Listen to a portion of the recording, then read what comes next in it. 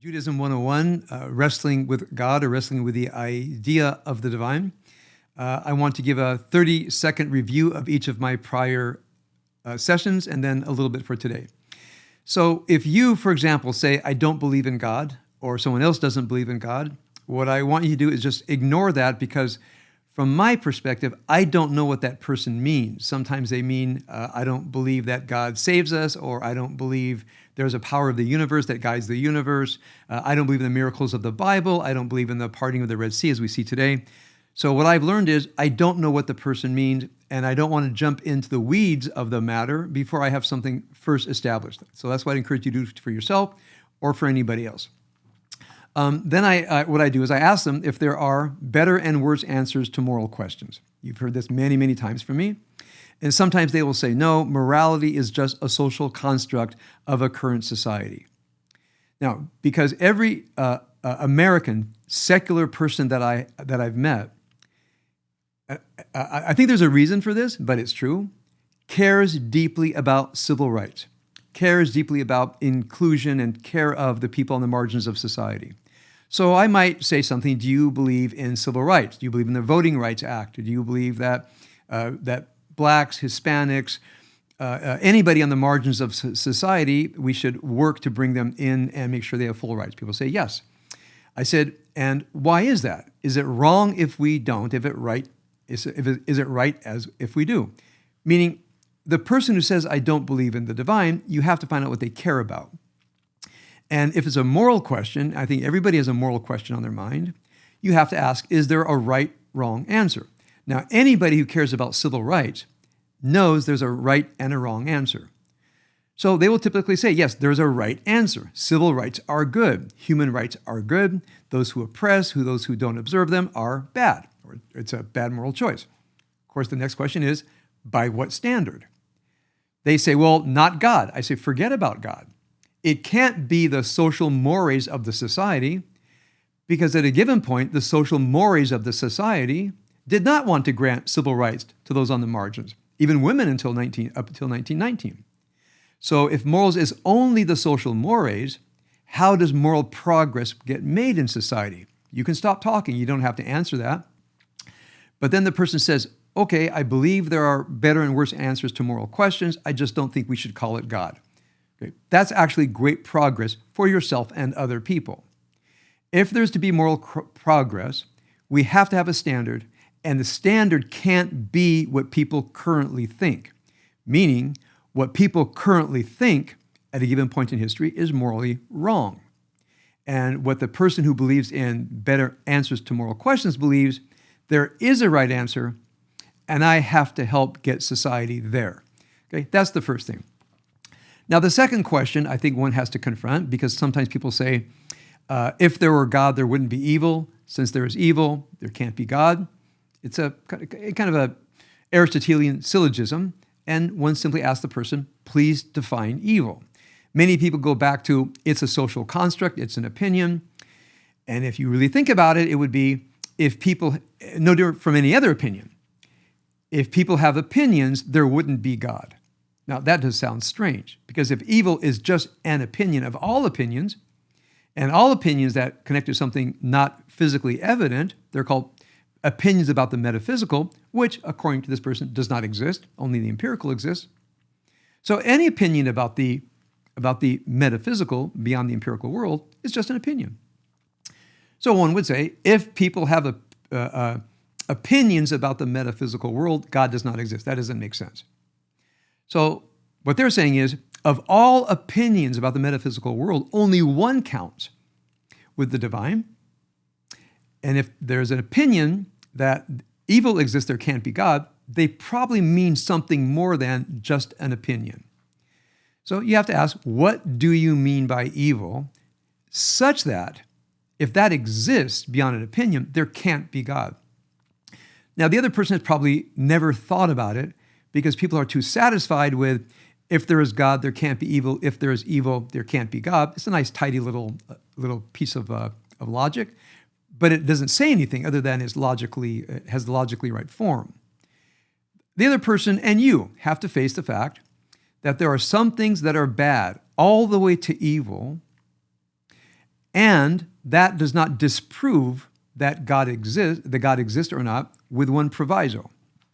And this is where I think Aristotle and Maimonides and others really lead us astray, because of the Aristotelian focus on the omnipotence of the divine. And there's an Aristotelian argument for it. I don't want to go into that now. But if you believe there is evil, then God cannot be all-powerful. It's as simple as that. There's a power other than God in the universe.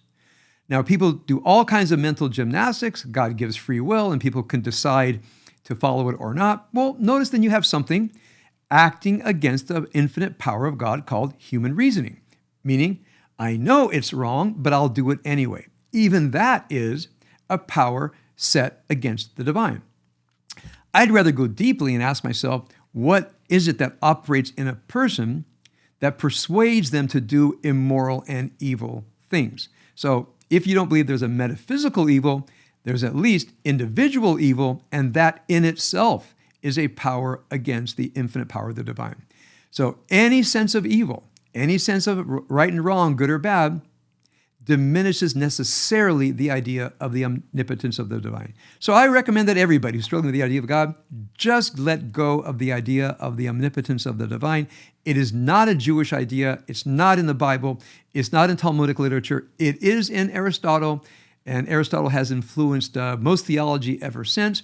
I think we just have to jettison that of all the great good that Aristotle and Maimonides bring. That's not one of them. Okay, so now we're making progress in our wrestling against the divine. So once one decides that there is some kind of standard by which some things are morally better and worse, once you know that there is something either in the cosmos or in us that defies God, now the question is, are we human beings able to face down that evil within, the Yetzer Hara? Or are we human beings able to fight against cosmic evil called the Sitra Achra? At a much more minimized level, this defiance of the morally right, good, and true is the Yetzer Hara, the destructive force in a human being. At a more cosmic level, in Kabbalah, it's called the Sitra Achra.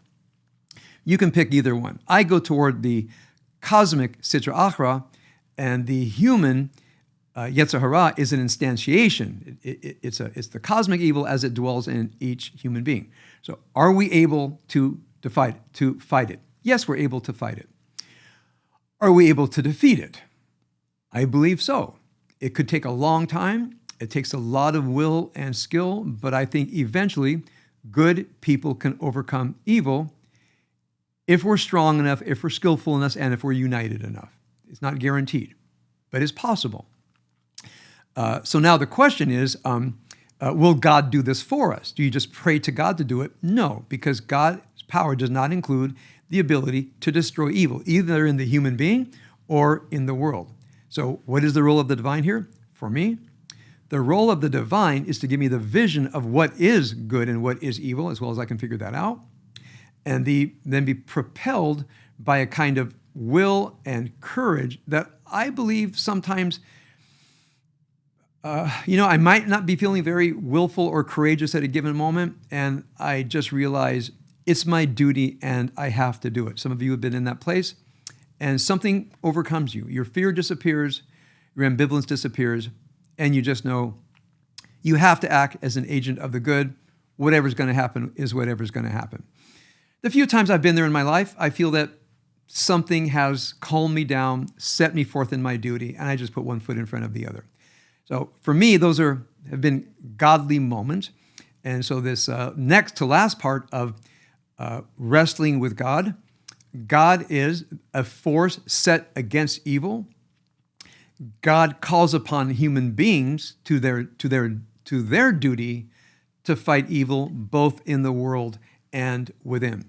If a person says no, then the civil rights movement doesn't make sense. Then the wars against tyranny do not make sense. Then sacrificing so much life and blood to defeat Imperial Japan and Nazi Germany doesn't make any sense. The fight against Hamas doesn't make any sense. None of it makes sense if people are not willing to sacrifice their lives for the sake of the good, minimally for the sake of innocent people. So when one thinks about all this, I think you end up to a point where whether I believe in the miracles of the Bible, whether I believe in anything, this is a factual account of what it feels like inside of me. So whatever you want to call it, you want to call it God, you don't want to call it God, you want to call it belief, you don't want to call it belief, something happens where you say, I must do my moral duty. You figure that out.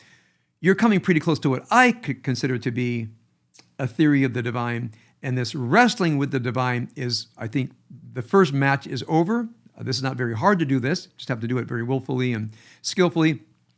And once we get through this, next session, I'll give my final element. Then the question is, now that we've won that match, what do we do next? And I'll go into that next week.